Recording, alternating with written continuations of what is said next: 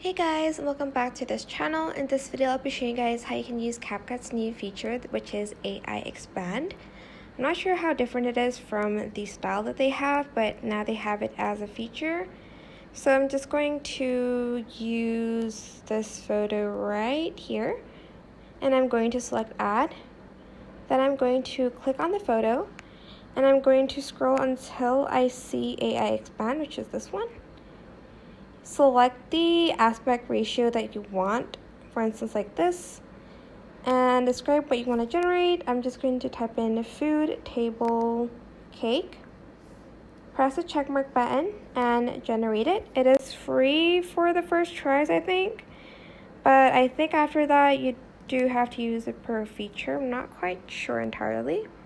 Let's just see the final product of this AI expansion feature.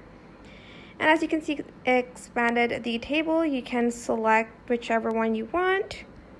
They give you quite a few options actually. I like this one because it's pretty neat. And yeah, that is it. Once you're done, you're just going to, never mind, I don't know what you're going to do. Regenerate, I guess. Or can I not press the checkmark button?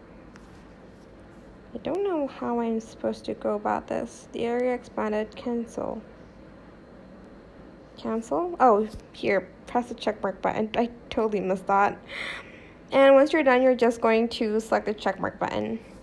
And that is it. Super simple. I hope this tutorial was helpful for you guys. Don't forget to like, comment, share, and also subscribe to this channel if you haven't done that already. If you have any more questions, just leave it in the comment section down below. I will try my best to answer them all for you guys. And if you found this video helpful, please click the thanks button above the description box down below. Thank you so much for watching. Bye!